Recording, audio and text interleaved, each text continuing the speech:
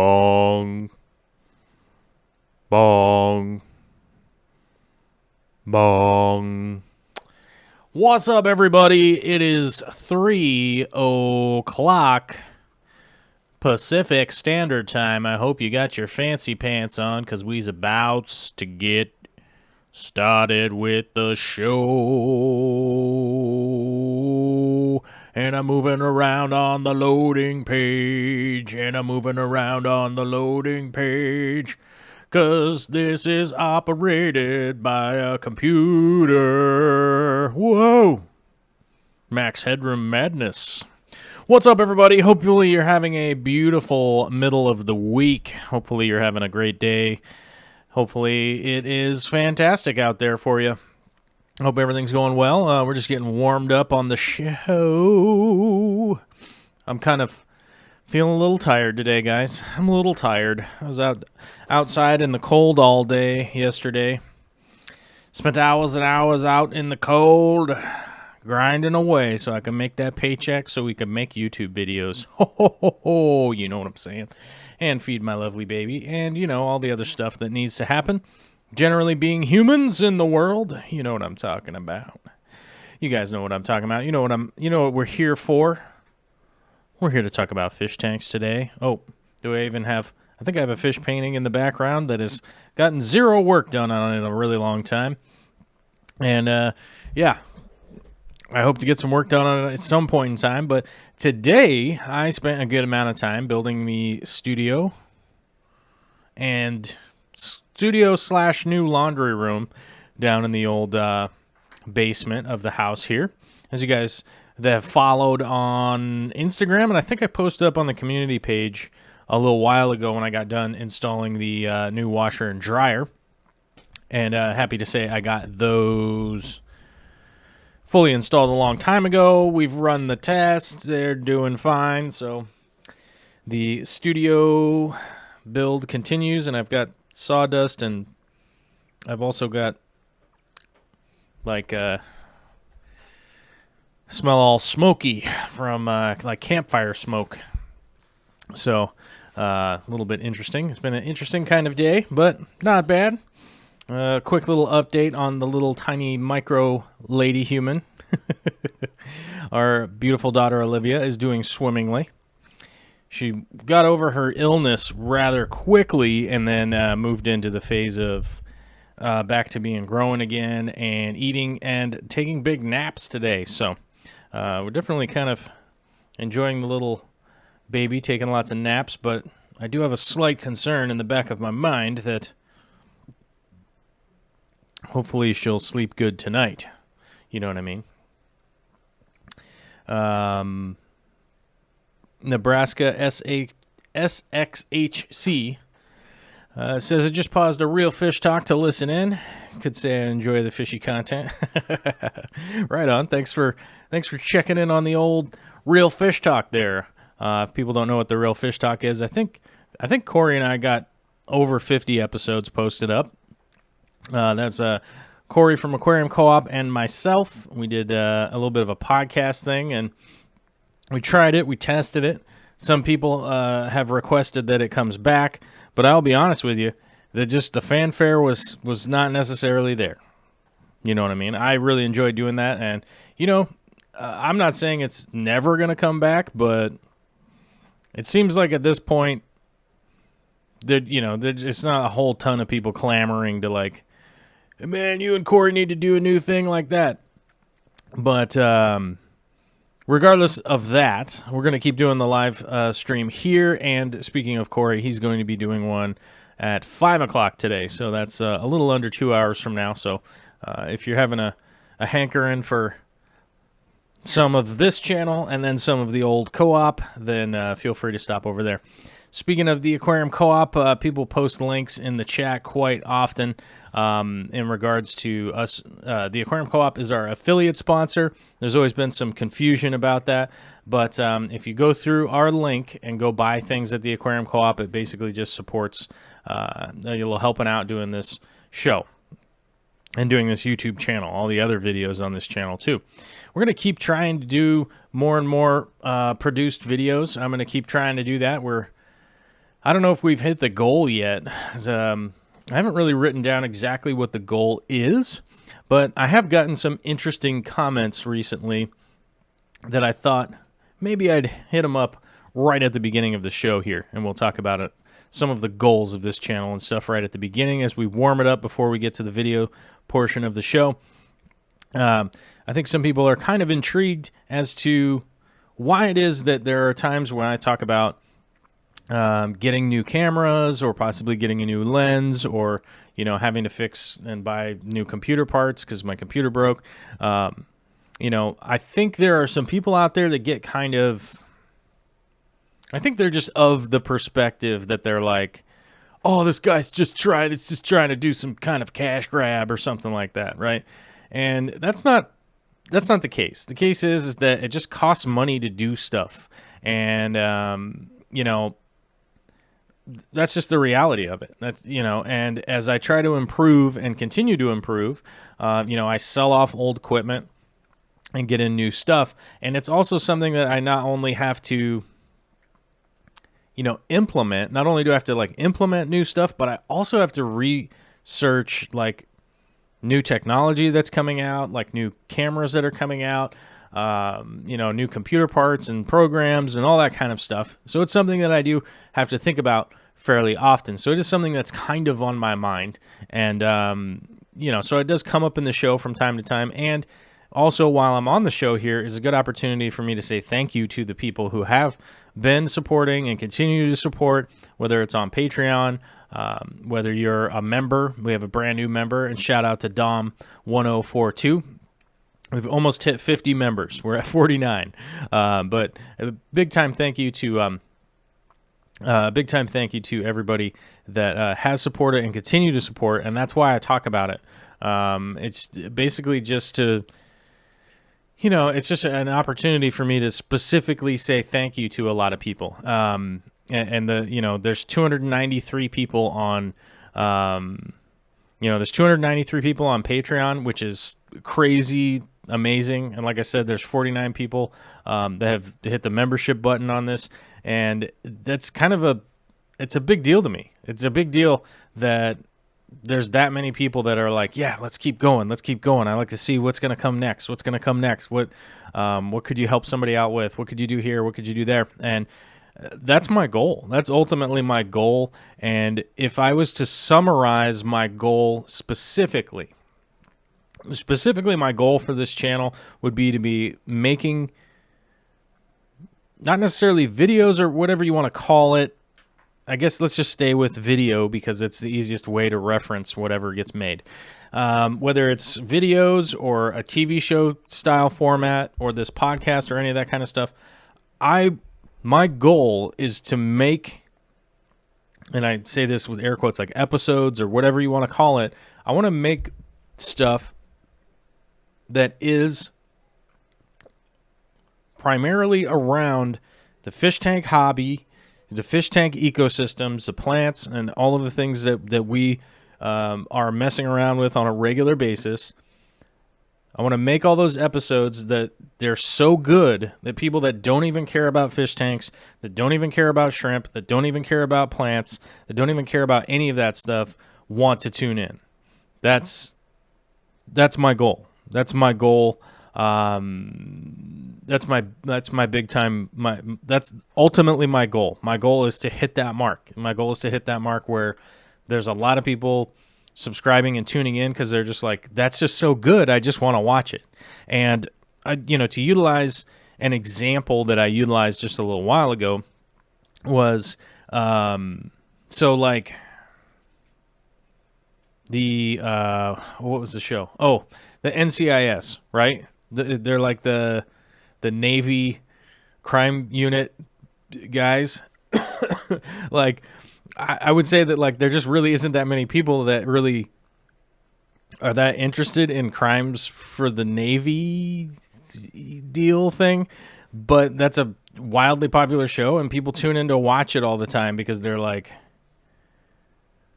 I got to see what's going on here, you know? And not that I want to make a show that's like that, but I just was using that as an example of like there's not that many people that are actually interested in naval crimes or crimes committed by people from the Navy, I guess.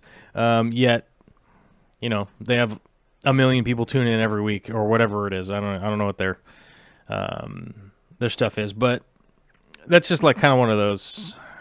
Maybe it's a terrible example, but that's just kind of one of those examples that I have that is like, you know, there's a lot of topics out there that may or may not be that interesting to people, but there's a production that makes it interesting to people, and they're like, and you know, so that's my goal. That's ultimately my goal long term.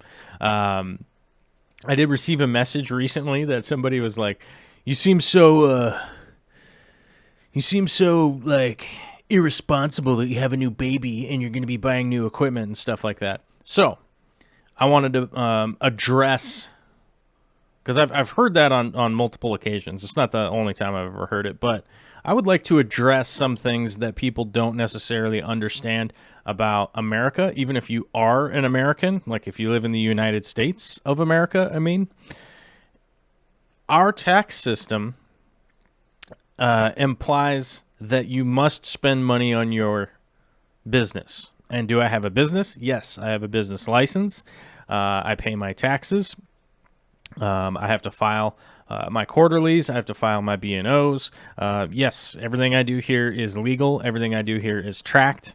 And I do have to submit that all to the government. Now, if I don't spend money on my business, then I get taxed at the highest tax bracket possible. So what will end up happening is I'll get taxed at, and I'm just to put just so that people understand, I'm not a tax preparation person. I do have an accountant that I pay to help out with that stuff. But like, let's say I make $1,000, right? Let's say I make $1,000. Now I still owe federal taxes, right? But I still owe local, what's called B&O taxes. And here's the thing. I'll get taxed at the highest tax bracket possible, which currently is like 42%, I believe. It's something like that. It's normally rounded off at 40%. But I'll get taxed at the highest rate possible, and then they'll just take basically $400. Obviously, it's way more complex, and people are going to get, you know, I'm going to get a lot of comments that people are like, that's not exactly how taxes work, but I'm going to explain a little bit how it goes into. The taxes will get taken out. They will get claimed unless I spend some of the money that I make on the business. So with that tax deduction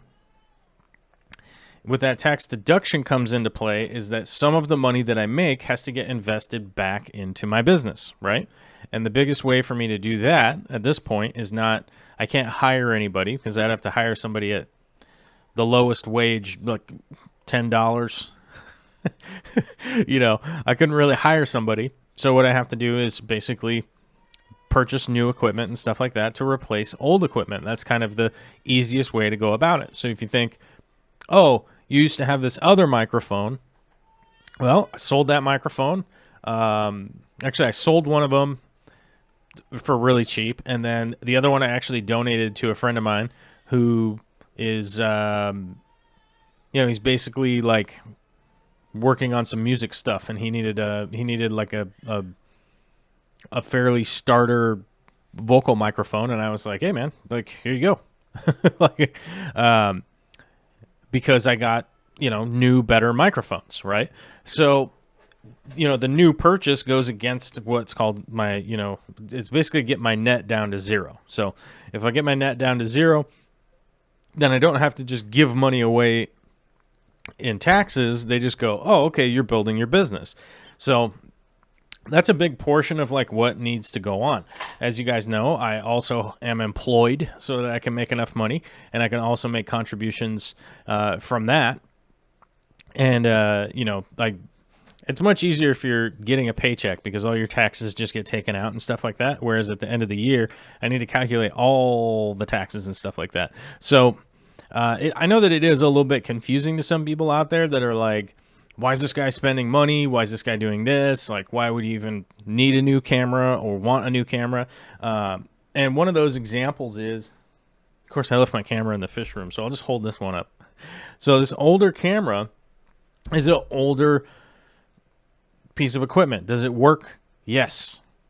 But in the space that I work in, right, in, you know, basically technology and stuff like that, the things change and stuff like that pretty rapidly. So a camera like this that's about 3 or 4 years old, does it still work and still possible to get some good imagery out of it? Yes, for sure. You could definitely get some good film out of it, and that's not really what I'm saying. But if there's a better camera out there that I could invest in moving forward that either A, makes better, like films better quality, right?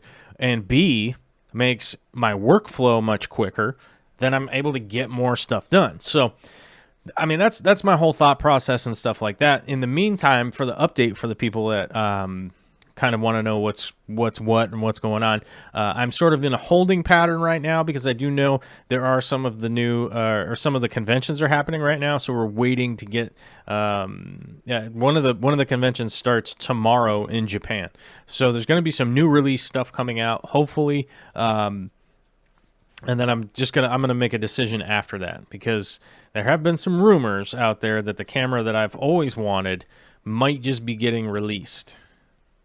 It might be coming out. And to those of you that are wondering, here, I'll actually type it into the chat. So the XC15 from Canon,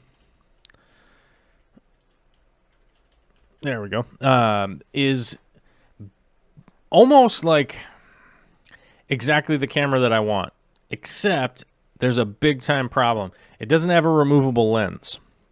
You can't take the lens off of it and switch the lens out to a different lens, right? So you're really just stuck with the lens that is on that camera. Is it a pretty good lens? Yeah, it's pretty good. But the problem is I'm in pretty specific shooting as far as video goes and stuff like that. I'm in pretty specifically weird places in order to be able to film. And the lens that comes on it isn't necessarily the best. So, but hopefully this weekend, the follow-up to that, which doesn't really have a name, but the next version of it hopefully is getting released this weekend. Some people are speculating April, but they had the same speculation last year. So I'm just sort of like, I'll just wait over the weekend and see if it does come out. Because if it does come out, then I get pretty excited. Oh. Hold on, guys. I got a dog situation over here. I got to let the dog out. Come on, buddy. You want to go out? Okay. Sorry about that. Whoa. That was electric shock. Whoa. Static shock. The microphone shocked me. Sorry about that. Mr. Chips was in here, and he needed to go. He needed to go out. He needed to go out for some reason. I'm not sure why. But let's see. Plow Dude's here, so got to be AFK for a bit. We're in the process of being snowed in. Good luck, Irabeth. Old Turtle's here. A friend told me about your channel, and I'm loving it. Oh, thank you. Let's see. Got to get a little bit of that coffee. This is my mug from Christmas. This is my sriracha mug. It's Nature Man says, I thought I did good on taxes this year, and I just got a letter from the state saying I didn't file for 2014. Now I have to prove I did, or they're going to destroy. Ooh. That is a nightmare. I am very sorry to hear that. So, who let the dog out? Me. It was me. I let the dog out. Not all of them, just one. Let's see here. That's none of that guy's business what you do with your money. I mean, I feel like I'm pretty open to the public and stuff like that, so I can see like where some people come in with criticisms and things, and I do post up online into the public and stuff like that, and so I could see why some people may or may not have concerns or criticisms or whatever, and I really don't mind it that much, except for when it's pretty clear that people have like, you know, really negative intentions, then I'm just like, whatever. I just delete them. I send them away.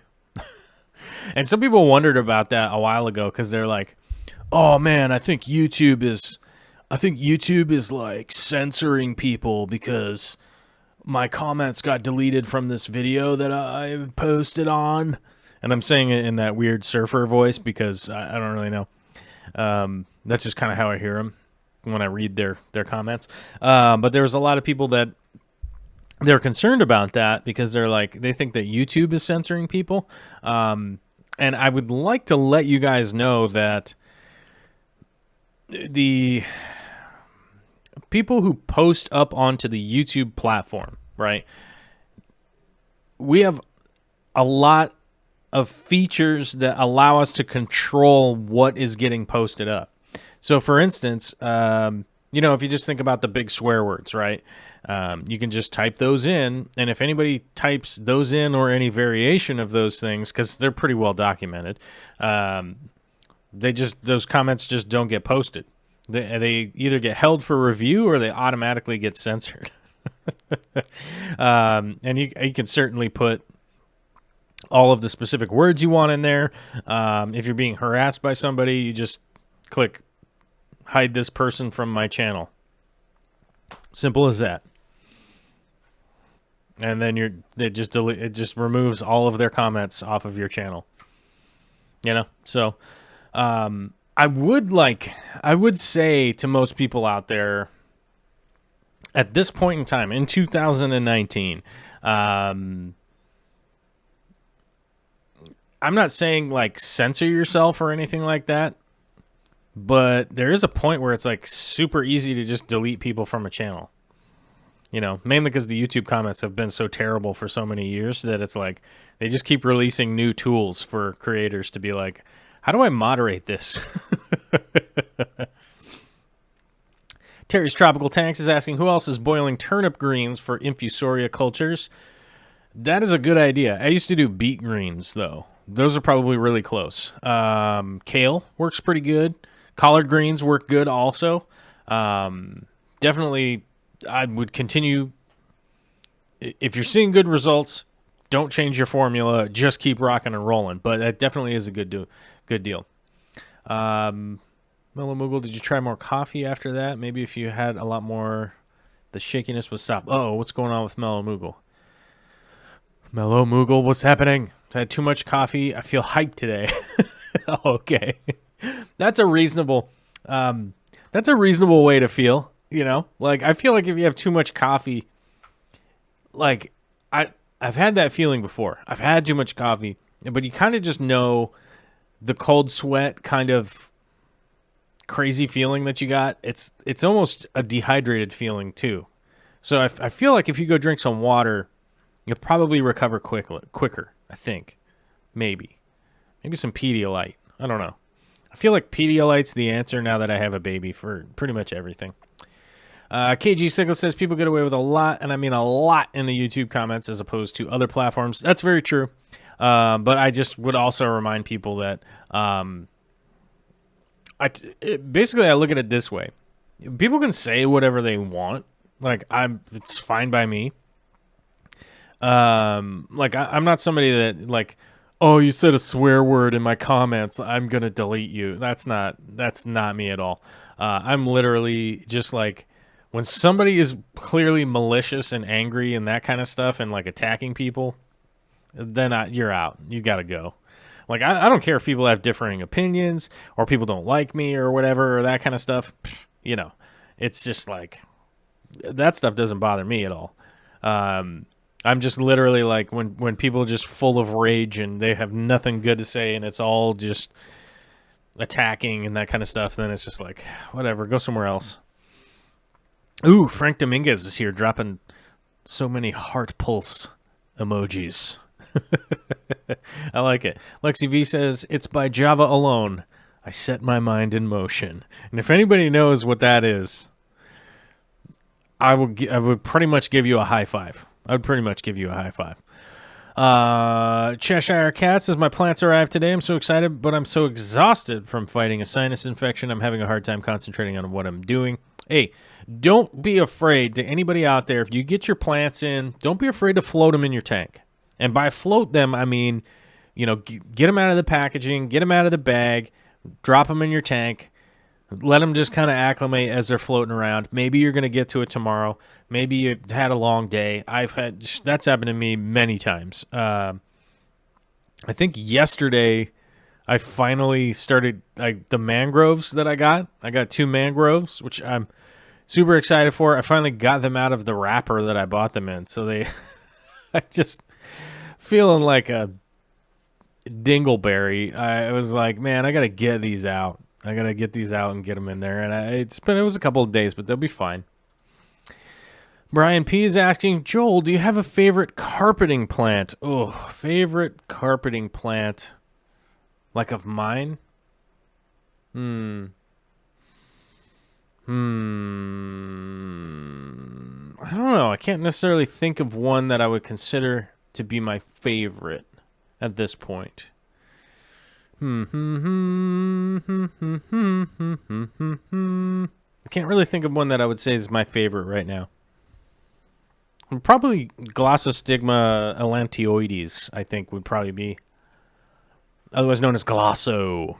I would say that Glosso is probably my favorite right now. It definitely changes. It definitely changes depending on what tank it is. I mean, you know, if you start talking about dwarf hairgrass or, you know, dwarf baby tears or what, crypt parva, you know what I mean? Like, it always changes for me. But right now I've got some Styrogini repens in the 150 that's sort of carpeting, and that's kind of fun, although it does have a tendency to get a little bit of kind of algae gunked up in it a little bit from the shaded area underneath it.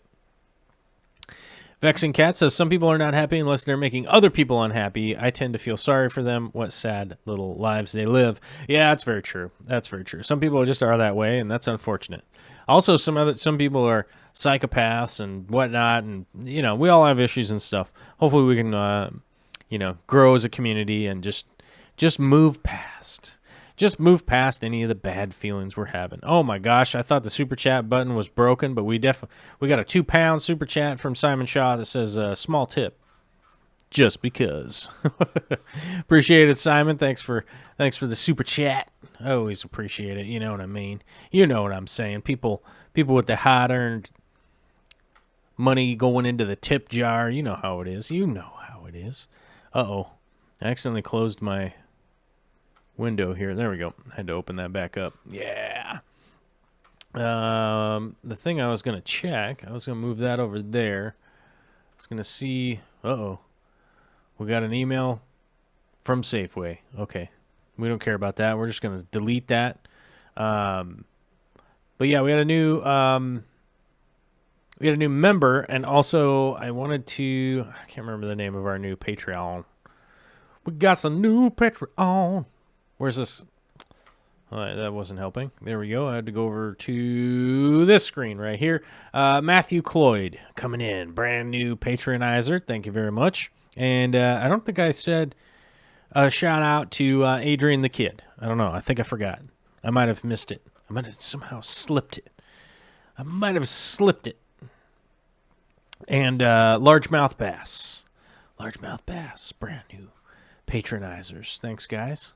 Let's see. I think it's it's about time for the video. So we got to sing the song about how we go to the video. Do we have a song about when we go to the video? We'd be like, did we go to the video?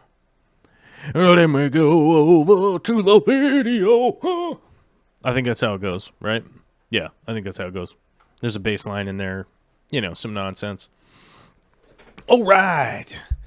Let's get to the video. What's happening in the video? I'm not sure. Oh, wow. Whole lot of plants. Doing planty stuff. We got some snails. And somebody in the chat earlier was asking, hey, how are the blue pandas coming along? Well, this is the blue panda tank. We got them shadow pandas. There we go. Shadow panda shrimp. Doing real well. We do have a little bit of maintenance going on today in the old crystal shrimp 120-gallon aquarium. I think it's planted. I'm not sure. What do you guys think? Do you guys think that it's Do you guys think it's planted? I think it's planted. I'm pretty sure. Seems like it's got some plants growing in it. Pretty reasonable. Derek Reynolds says, when making spawning mops, do you care about the color of the yarn? Typically, no, but I think there is something just a little light just flashed in my mind that said red is bad for some reason. And I'm not sure. It might have something to do with the dye, maybe. Although most of the yarn, if you guys are buying the, what is it? It's some kind of plastic fiber or something like that. Like it's not dyed like traditional like wool yarn or anything like that. So should be fine. It should not be a big deal. I wouldn't be too stressed out about it. I just always buy either the green or the blue. But it's been a really long time since I've made spawning mops or had anything to do with spawning mops. What happened here? This stop playing? Why did the video stop playing? Now that really makes no sense, you guys. The video is just stopped playing? How weird is this? Let me see what happens here. I'm going to go back here. And then I'm going to go back into the scene. So it played from the beginning. Whoa. I don't know. I don't know why the video playback is not working well today. That is super weird. I don't know. I don't know what happened with it. And I totally forgot what I was talking about because the video stopped working. I don't know. I wonder if I have to like, let me see. I'm going to check here. I'm going to try something out. Let's open this file and have it play back over here. And then I'm going to see if it'll play. Oh no. Something's wrong with the video file. It stops playing. I don't get it. Now we have like picture within picture, which probably looks really cool, but I could always just move it. Like I could move it over here. Be like, yeah, it was doing that, and now it's doing this. That is super weird. I don't know what happened with the video. It just like stopped working at some point. Like, where does it stop working? I think it stopped. How far in? Like 30 seconds in? Something like that? I don't know. I'm going to remove this one, though. Let's see if it's deleted. Remove it. There we go. All right. Oh, man, we got a giant super chat. 1731 from Skogs, Shrimpy Shrimp, Shrimpery, and more. Well, thanks. He says, I think that's right? No. Why is this not? That is so weird. We've got a 10-minute long video, and only like 1 minute of it plays. Let me try something else here. Let me see if I can't. So I can go to media file. Then I gotta go over to. Oh, that's the wrong hard drive. We need to go to this hard drive. That hard drive. What's today's date? This one? I'm going to try something here. I'm going to open this. Oh, look at that. It's just the color is terrible. Let me see if I can't. Okay. Yeah, hold on. I'm going to.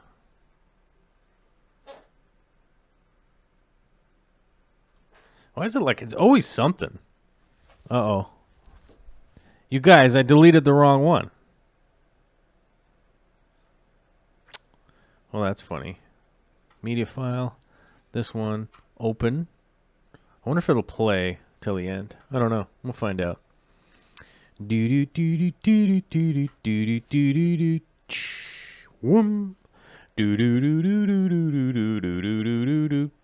And I'm back. There we go. So let's see what we got here. I wonder if it'll play further down the line. Oh, it will. All right. So now I guess we just have to. Whoa, that was crazy. Did you guys see that? Change the contrast all nuts.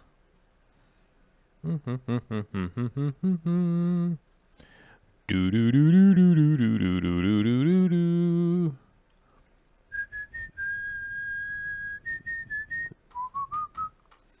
All right.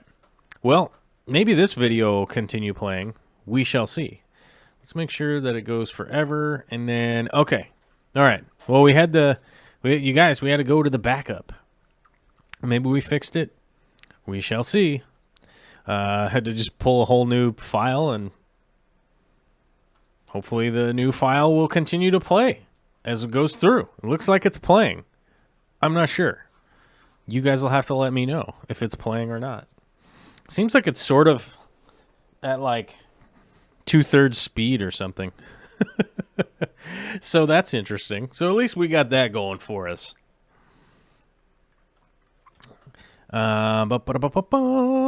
Candy Overhaul says, not happening for me. Some people needs to refresh their stream. Oh. Gone Mad says it's pausing a lot. Yeah, I don't know. I'm not dropping any frames over here, and my stream health is good, although the playback looks like it's coming off of an Atari, so I don't know. Mello says there's some buffering. Yeah, so some people are buffering, some people aren't. Let me be honest with you guys. My video playback has been having some issues on my cell phone, you know, just like loading a video. So I'm not sure. I bet you YouTube is probably the deal. Well, maybe it was. Oh, maybe it's 17:31 because that's the time. No, that can't be right. Hold on. We have to go over here. We have to go over here and get the other. What is going on here? Is this mouse working? Yeah, it's still working. Okay. Although, you know, I'll be honest with you, a bunch of people dropped out of the stream because they probably got super bored of me, like, going, huh? Why is this not working? I don't know. What's happening? Which is understandable. You know, I don't know. 17... What? Oh, is this broken?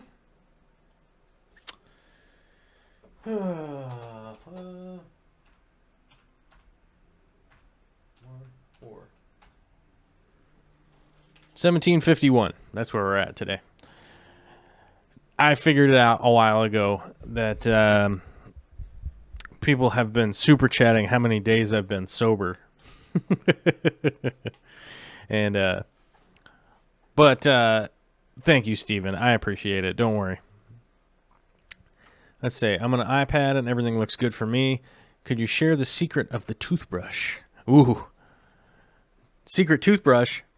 I have a whole video about the secret toothbrush. I just put it up not that long ago, so it should be pretty easy to find. I think it's not that far down. I'm going to get a link for it at some point, but the toothbrush, as essentially, like, where do I get them? I just go to the dollar store, and I normally just buy, like, the 4-pack for $1 or whatever. Like, I buy the cheapest dollar store toothbrushes I can find. Or I just, like, get a couple from the dentist for free. You know? They're the most effective cleaning tools around. So it's just nothing special. Just nothing special about them. I normally will just buy ones that are different colors, so that I can, and I normally just set them on top of the tank that I've been using them in, so that I don't, you know, use them on a different tank. But I'm also not somebody who's like hyper paranoid about, you know, moving stuff around from tank to tank, because my systems are pretty healthy, and I'm just really not that concerned about it. I think at this point, 1, 2, 3, 4, 5. Yeah, I have like five large aquariums in my fish room that all have sumps on them. So, you know, it's not very difficult to track, like, what's going on with them and what's really happening. And I wanted to give you guys an idea of, like, just how much maintenance goes into, you know, like a 120-gallon tank like this. And this is just a video shot from today of doing a little bit of cleaning. You know, there is a little bit of spot hair algae in this tank here and there. This is essentially like, this is what I would typically do once a week. You know, something like that. And it's probably only like 10 minutes. The other 10 minutes, if it was like a total of 20 minutes, I would say that the other 10 minutes were probably, you know, cleaning the filter floss, checking what's going on with plants, you know, dosing Easy Green. So I definitely do. I don't dose every single day the fertilizers that I want to put in there. I would love to. I would love to be able to do that. I would love 100% to be able to, you know, even have the time to put fertilizers in every day, or find a dosing pump that could actually do that, you know, without even really having to worry about it. But I probably am every other day, or probably every third day sometimes with the fertilizer. I'm definitely not weekly. I'm more frequent than that for sure. But, you know, I just find like if you allow too much time in between adding your fertilizer and stuff like that, you end up with things like some hair algae and stuff like that. And that's kind of the offset of kind of what's going on in this tank. I probably, I did dial the lights down just a tiny bit. Luckily, I have the Fluval 3.0 lights on here, the Fluval Fresh and Plant lights on here, which I highly recommend for anybody to get those. I just highly recommend anybody to get those Fluval 3.0 lights. They're pretty much, in my opinion, they're the top tier light you can get in the U.S. You know, pretty much out of all of them. And I don't think that they're I know for a fact they're not the most expensive. Yes, they are expensive. So I get it. For some people, they're pretty cost prohibitive. But I look at it this way: if you save $20 a day, or sorry, not $20 a day, but $20 a week for 7 weeks, 8 weeks, 8 weeks, $20 a week, you would be able to order one of these lights, right? So I don't think it's that impossible. I certainly don't think that's impossible for anybody, even somebody who's like 15. Even if you're like 15 years old, you could find a couple people that you could mow their lawns on the weekends, or just offer to go help with stuff or whatnot. You can even make a couple bucks under the table. I highly recommend anybody who's, you know, if you're in high school, or maybe you're in middle school or whatever, and you're a real super excited middle school kid, definitely go out, you know, and find some locals that need help, you know, with stuff, and you could definitely save up for something like that. I don't think it's that far off. I feel like the lights that are too far out would be like Kessel's. You know what I mean? Because, you know, I even talked to the guy from Kessel when we were down in Vegas. He was there, and I literally told him, I was like, you know, your lights might be the best, but no one would ever know because they're so expensive. I think like each individual Kessel is like $299, like $300 or $399, like $400. And you know, I told him, I was like, so I got a 240 that's 8 feet long. How many of those would I need? And he was like, well, probably like 5 or 6, you know. And I just, you know, you quickly do the math in your head, and it's like $2,000 for some light.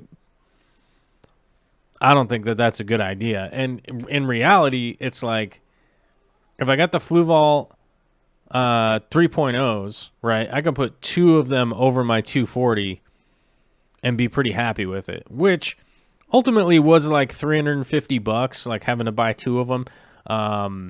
But, you know, I have some of these 120s right here that are only 4 feet wide, and I only need 1 of them on there. And, you know, I only need 1 of them on there, and they're like, I think they're like 158 or something like that right now at the co-op.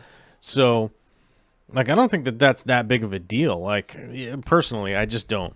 And everything in life is just these little incremental steps And I think it would make people kind of think about it in terms of you just make these like incremental improvements, and the next thing you know, it's 6 months down the road and you have all the parts and you have all the thing that you were trying to do.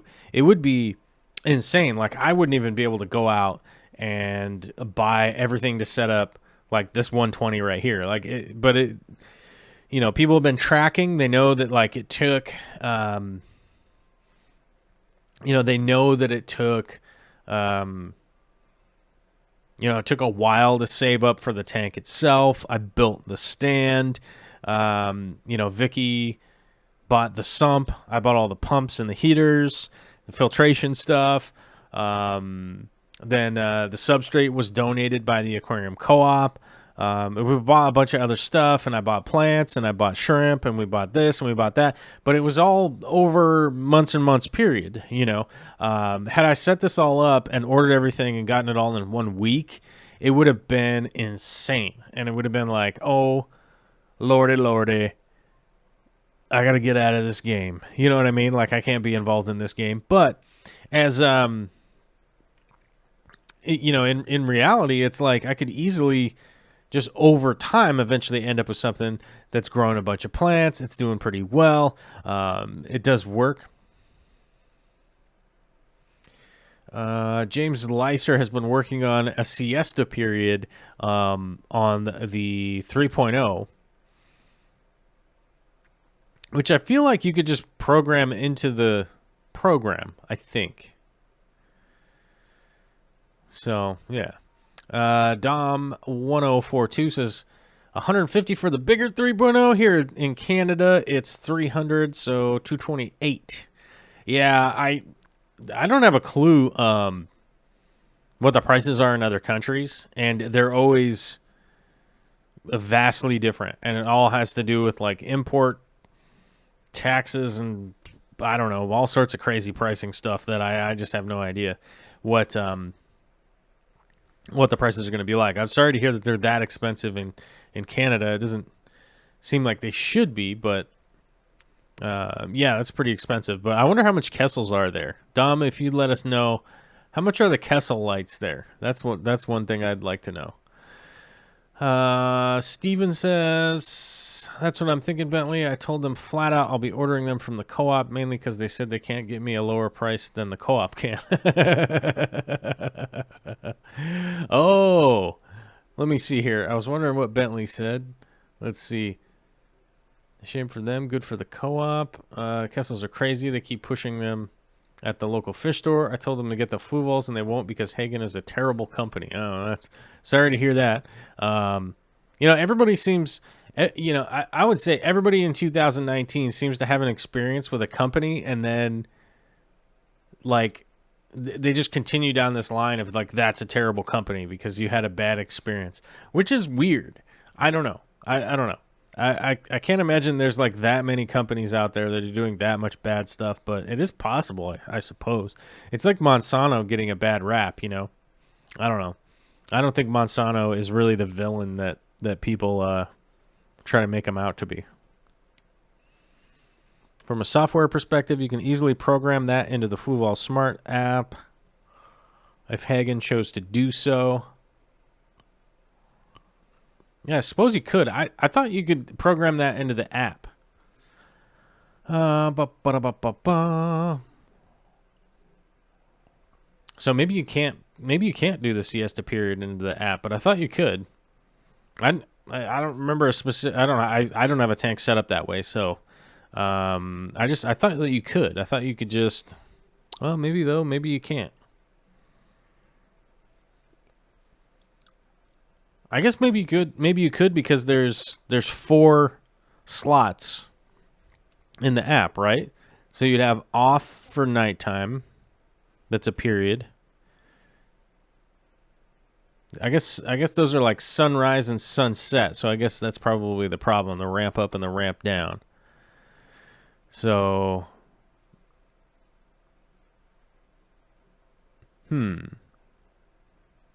yeah, I guess maybe you couldn't if there's only 4. I guess you would need more points. But I thought you could add. Yeah, I don't know. Yeah. Maybe that does need some programming. Savannah the Aqualama says, one of the few things I dislike about Monsanto is their Terminator seeds.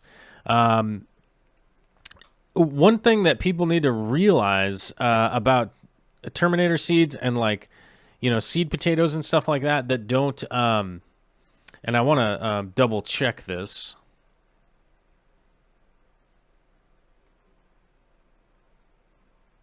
Yeah. So one thing that people need to realize is that that company hasn't developed Terminator seeds in order to harm the environment. That's not what they did. As a matter of fact, part of Terminator seeds is, and I gotta, oh man, this is something I used to talk about a lot, and I'm trying to think of what it's called right now. But the reason why those seeds came into market and why they were developed is because farmers need to rotate their crops. Otherwise, they're going to end up with something like the Oklahoma Dust Bowl again. We grow a lot of monocrops in the United States, and if we don't rotate our plants within that soil, so I need to find what that's called. Hold on, and you can look it up. 3-plant rotation crop management. I think that'll probably get it out of Google here. There's got to be a name for it. Where did it go? Oh, let me see. Where's the crop rotation? Dang, I can't find it. Plant disease by practicing a 3-year cycle of crops. This might be a good article on it right here. Here we go. The subject of crop rotation can get complicated. Oh, get out of here. Complicated so fast that it's no wonder we are tempted to cheat. That doesn't make a lot of sense. I can't remember off the top of my head what it's called, but you have to think about it this way. So the 3-plant rotation is because of the 3 layers in the soil that we have. So if you think of roots that would be bound up within the first 2 to 3 inches, or the first 3 inch to 9 inch, right? Or the 9 inch up until 16 inch, right? As Mellow Moogle says, it's for fixing the nitrogen cycle. Yes, it's for accommodating the nitrogen cycle, and I can't remember. There's a terminology for it that you guys could look up, and I cannot, for the life of me, I cannot remember the name of it right now. But yes, it's for nitrogen fixation, for fixing the soil, essentially. But so that first layer up there, let's say, and somebody's going to yell at me because they're going to be like, that's not right. But let's say the first 3 inches is tomatoes, that their roots grow and use up all of that all of that nutrient right there, right? Then the next year you come in and you go potatoes, right? Which is not accurate. That's not how you would do it, so don't do this crop rotation. Do some research. And those go from the 3 inch to 9 inch depth. And then the third year you go with carrots or whatever, something that's going to go to that deeper depth. And then the fourth year you go back to the first plant. Now, the reason that Terminator seeds were developed was so that next year you don't end up with a bunch of mixed crop, right? So let's say you went from wheat one year and next year you're going to sorghum, but all these crops got fertilized, right? So now you have a bunch of wheat seed mixed in with the sorghum when they grow up the next year. So the reason for them not being able to be fertilized is not some kind of crazy conspiracy so that people don't, so that people can't grow their food the next year. Because that's what I normally hear from a lot of people. They're like, oh, it's so that people have to buy seeds from Monsanto. And it's like, but the reason is not what they're thinking. They're not thinking, oh, it's because those guys have to buy seeds from them next year. Is that keeping seeds is a crazy expensive thing on the scale that, like, me and Vicky and I keep our seeds. We have like 2 drawers that have bags of seeds in them. It's no big deal. Who cares? There's no cost for us. But if you're planting 60,000 acres of wheat next year, that is a ton. That is a buttload of seeds, and you got to try and keep those in a warehouse that you have to keep insects out of, animals out of, temperature control, humidity control, all of that kind of stuff. There's no reason that anybody would want to maintain that, right? As a farmer, you'd be like, no, my job's to farm stuff, not keep things in a building. They're not like a storage warehouse people. So that's another big reason is it's not that farmers don't know or don't want to know or don't want to do the seed portion of the business. It's that it doesn't pay a lot of money and it's super expensive to do. Right? And so that's the reason for Terminator seeds. And a lot of people get a little bit confused by that because, we see these weird headlines that pop up that Monsanto's suing somebody for this or that or the other thing. And as much as I could look around, I haven't seen any actual litigation from, Monsanto suing anybody for having seeds in their fields. But I have seen litigation of people illegally selling Monsanto seeds, right? So they basically either bought them from some kind of weird wholesaler and then they're reselling them at some kind of price or some kind of place that they're not supposed to be being sold, right? And then when we get the story here in America, it's been so twisted around that Monsanto's attacking people that are trying to sell seeds, and it's like, wait, but they're not supposed to be in that market, and that's why Monsanto wasn't selling their seeds there, right? And the only way that the only thing that they can do is litigate, right? So, they have to sue that person in order to stop them from doing it. Because let's say they're, somebody's selling asparagus seeds in a microclimate that the asparagus could ruin the environment there, right? And it's Monsanto's not allowed to sell it there. Why should this random, Bob off the street be able to buy seeds from over here and then go sell them over at this place where they're not supposed to be being sold? So it's a little bit weird. It's a little bit weird situation. And, I understand that public perception, people hate them because they make chemicals and stuff like that. But if that's the case, we should hate all companies pretty much because almost every company has some kind of chemical patent or some kind of chemical thing that they make, So, they seem to be pretty responsible from all of the research that I've done looking into that company. Obviously, they have problems and some stuff that they should fix, but, so I'm not saying let them off the hook for that, but they're certainly not this evil company that is trying to ruin the world or anything like that. It seems pretty, pretty much just a company that just wants to stay in business, so it seems all right to me. Daniel Loadaway says selling Monsanto DNA.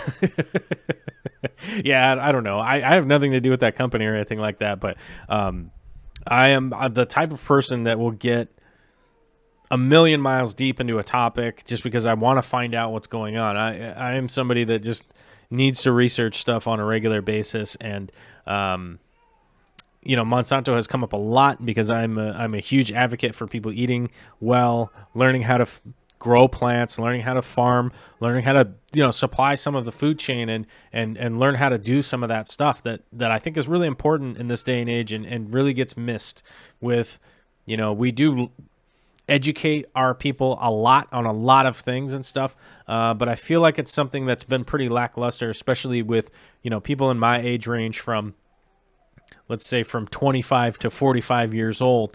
More often than not, I don't want to say clueless. Clueless seems like the wrong word for there, but maybe just maybe they just never tried it or anything like that. And I would like more people to be like, oh, let me kind of step into this and start to learn some more about where their food comes and stuff like that, where their food comes from, how it gets made. There are a lot of wasteful practices going on in the United States, and I think people learning how long and how much effort it takes to actually make stuff, I think there'd be less food waste and stuff like that. But maybe I'm completely wrong on that too. Let's see. Dom says, and I found the Kessel A160WE, the small spotlight for the planted at 300 Canadian, the same price for the biggest Fluval 3.0. Yeah, I think that's really the downside on the Kessels, is that they don't have anything that does this nice width that the Fluval does.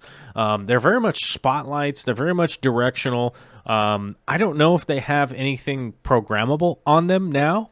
They might. I don't know. I don't think that they do, but that's also one of the huge features that the Fluval brings to the table, is that it has Bluetooth in it. You can program it. Like, you don't need a light timer for it.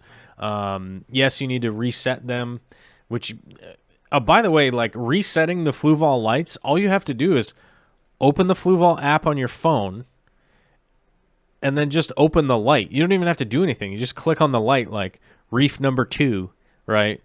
It opens it up, and then it just starts to run the program again that it was at. That's how you reset the lights after a power outage. I don't know.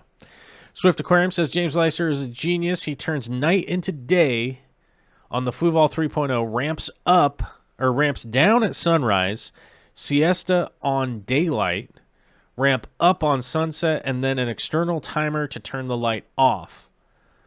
I wonder if does it replay it, or do you have to reconnect it every time? I think James posted in here what he was doing. Very confusing. Maybe, I wonder if Swift still has my phone number. Shoot me an email, and I'll Facebook, or not Facebook message, Patreon message. Yeah, that's right. Patreon has a messenger built into it. All right, no new patronizers. Let's see what kind of questions we got here. Jeff Rose Fish Keeping says, "What's up?" If you guys don't know about Jeff Rose, you should check out his channel. He's got strong beard game like me, and he's got strong fish tank game like me, and we're gonna hang out sometime. So far, though, it's so far. JE is here saying, "Hey, how's everyone's going this afternoon?" Everyone's doing good. Dom says, "I just have to follow in my head for this, but maybe it's just when there's no culture at all in the space. I was used to replenish the nutrient in the soil." Oh, okay. Yeah, Dom says, "I just have fallow in my head for this." Yeah. So we were talking about the plant, crop rotation and stuff. But let's see.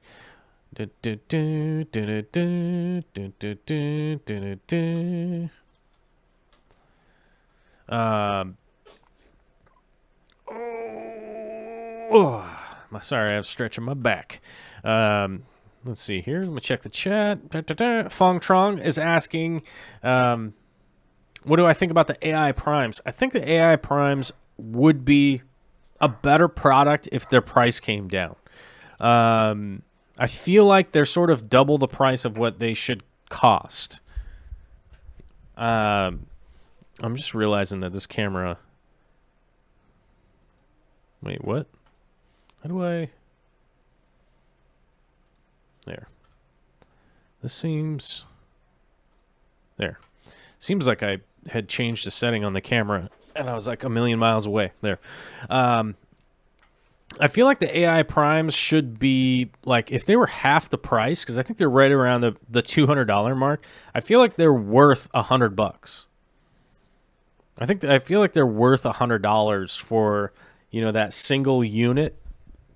And the reason I say that is because the slightly more generic, what's commonly referred to as the Chinese black box LED lights, those are typically around the $89, $99, $100 mark these days. And I feel like they're decent lights, but once again, them being those individual, the sort of dinner plate size deal, it's just not really putting out as much light as compared to a long strip that the LEDs are kind of spread out, and it doesn't need to be that intensely focused light, and also them being about $200, but because I'm like, if I can get a 48-inch Fluval LED for under $200, that has this long coverage, right? That also has, Chris Payne says they have the best technology, but I don't know that they necessarily do have the best technology. It would take a large amount of research for me to really like break it down on whether or not somebody has the best technology or not. And I've never met anybody from that company, but I have met a lot of the people from the Fluval branch of Hagen. And I definitely talked to the guy who works. He's one of the guys who works on the actual LED light design and implementation of the LEDs and what exactly is going on with them. I got the great, wonderful opportunity to be able to sit down and talk with that guy in Germany. So it literally was like, we're not distracted by anything else. And, the technology that's going into the Fluval 3.0 is a pretty good, it's a pretty large amount of technology and development that they're putting in to develop that light. I guess the word I'm saying, trying to come up with is, it's a good deal, I guess. That's the wrong word, but I've been live here for a while and I'm kind of losing my words. It's a good, that's going to bug me. That is going to really bug me. What is that? It's not a good deal. It's not a good deal. That doesn't make sense. What's the word? Screw it. We'll just continue on. We shall continue on. Forward. It's a real benefit for the consumer at the price point that you're purchasing at. There we go. Something like that. That is not the word I'm looking for, but that at least describes what I'm trying to say. It's a really good return on your money for how much they're charging for it, realistically. You're getting a lot of technology for a little amount of money, and real usability, I think. A real usability that actually works. Dom says the only problem with the Fluval 3.0 is once you got one on a tank, you want some for your other tanks. That is pretty good. Your amount and message will be public.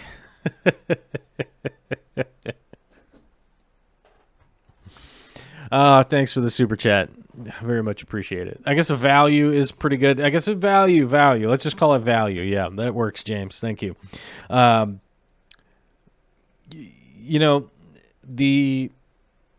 All of the different LED spectrums that they're actually putting into the 3.0, I can verify that they're quite affordable, and you also have quite a bit of adjustability.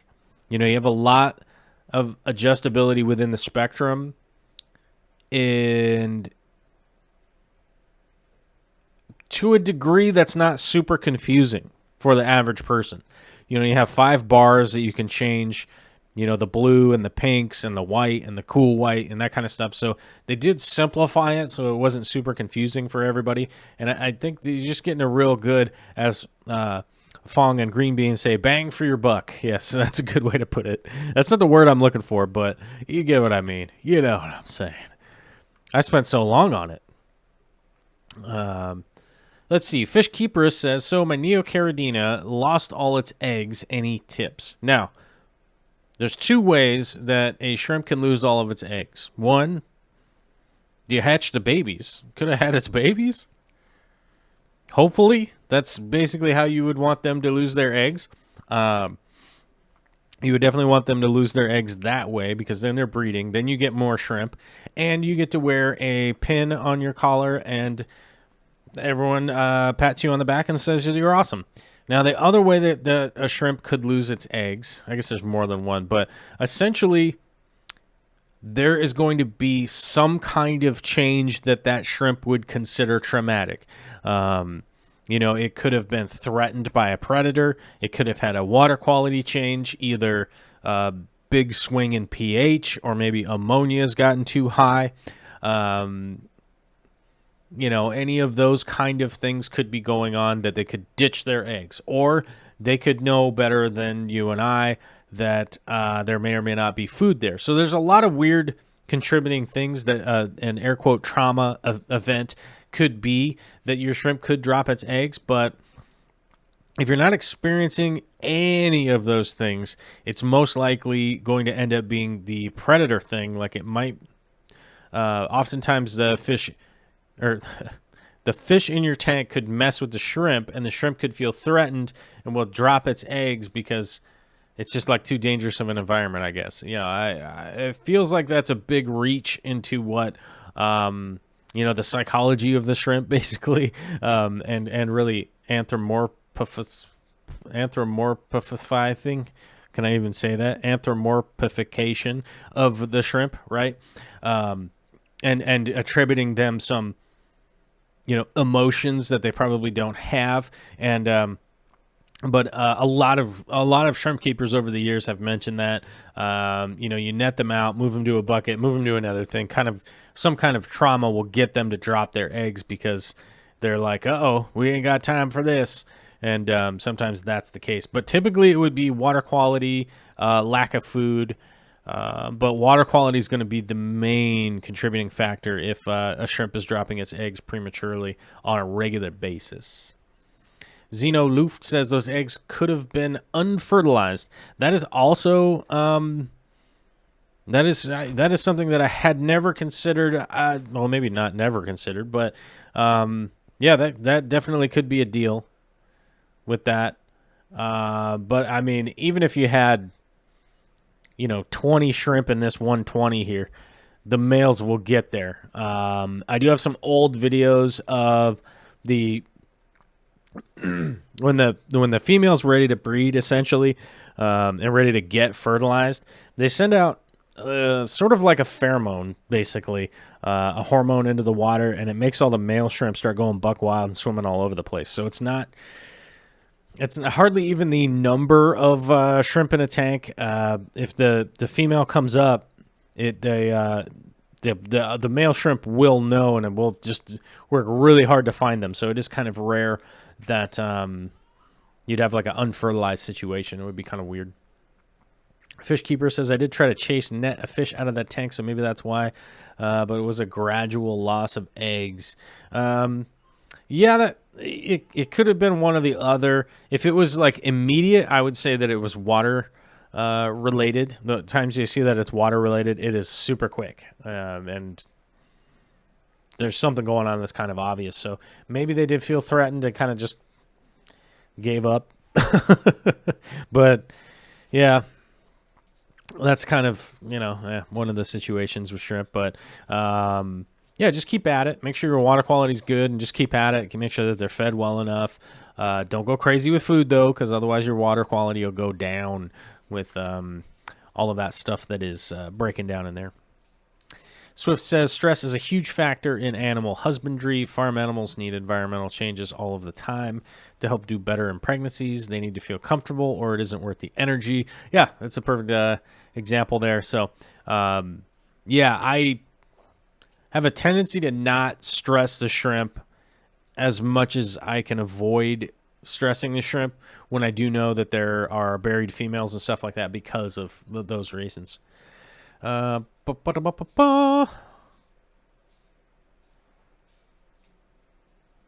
Alyssa actually had a batch of 100% females that would occasionally have eggs but never babies. Yeah, that is crazy. You get a 100% batch of females. That's hard. That's a hard time. Okay, well, we are at the 1 hour and 15 minute mark. So I'm going to start wrapping it up for the day because that means I got to load up the baby and take the babysitter, whom I'm paying out of pocket so that we could do the show. To anybody that's... I don't even know why I even mentioned that. Sorry. But if you have any questions, comments, concerns, or complaints, feel free to post them down in the comments. If you have a bunch of nasty things to say, go say them to somebody else, preferably a police officer, because that would be funny. Yeah, and I want to thank everybody for tuning in today. We didn't have any new members, so no new members today. So we don't know. No shout-outs to the no new members. How about an extra shout-out to Dom1042 for becoming a new member over the weekend? It's Wednesday. How could that have been the weekend? Never mind. Tuesday. But I want to say thanks to Simon Shaw, Stephen Scogland. This screen name is so hard to remember. Fishkeepers, Nebraska, SXHC, and Largemouth Bass for your super chats today. Oh my gosh, we missed a super chat. Oh, we better not miss a super chat. Largemouth Bass with a $5 super chat says, need to plant the wife's beta tank. Best plants for a 55-gallon tank. Oh, sorry, not 55, 5.5. Tiny, tiny, tiny tank. Mosses are going to be 100% the way to go. Also, let's not forget, this is an opportunity for the arrow. This right here, this Ludwigia arcuata, I don't know if you'll be able to find it anywhere. That is a great plant for a 5-gallon tank. It stays super small. It is awesome. But this arcuata right here and this Christmas moss, those are perfect for a 5-gallon tank. And the Christmas moss is probably one of the first cool plants I ever had. However many millions of years ago that was. That's probably one of my first really cool plants I got, I would say. Maybe that or Phoenix moss, but Christmas moss is awesome. It would be a perfect addition to a 5.5-gallon tank. And then I was waiting for the camera to scroll over here. This Pogostemon erectus right here would be perfect in a 5-gallon tank with just like a lot of light over it. It will grow nice and compact and look really, really cool. And you know, it's easy to trim, it's easy to maintain because you can pull it out, trim the top off, you know, put the rooted part into a bigger tank, move it over, and then just replant the tops right where you want them. They'll send roots down, and you'll have more of that, and it'll be really cool. So that's I would just say out of this tank, those are the 3 plants that will work in a 5.5. Everything else in here will grow ridiculously too big and be just amazing amounts of problems. So we managed to get the arrow into the show. So we've got the arrow into the show. And we've got all the fans watching. Largemouth Bass, send me a message on the Patreon, and we'll chat a little bit more about it. Sorry I missed that. That really sucks. Or maybe I'll send you a message. We'll figure it out. That was a long time ago, too, and I totally missed it. That's my bad. Largemouth Bass, shout out. Give you a shout out on the show. Somebody was asking something I wanted to answer. Fong Trong says, I've heard LRB say that when breeding shrimp/guppies, it is best to split the populations to increase genetic diversity. What's your opinion on that? Well,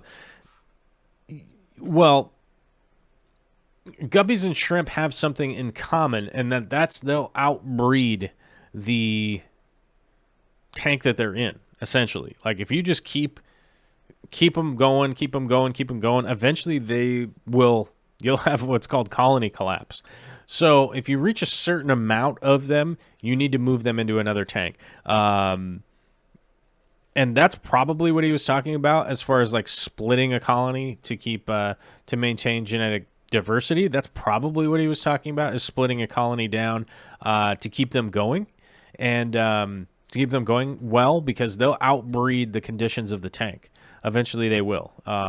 If you keep feeding them, they'll keep breeding, and they'll keep growing, and they'll keep breeding, and you keep feeding them, and they'll keep breeding, and they'll keep going, and eventually the colony will completely collapse because they'll just overrun themselves. Shrimp will do that. Guppies will do that. So you definitely need to move some to some other tanks and stuff like that to keep them down, because they are food in nature. So they're naturally culled by birds and other fish and all that. They have a lot of predators and stuff like that. So that does happen in the wild. So don't let them get out of hand. And then,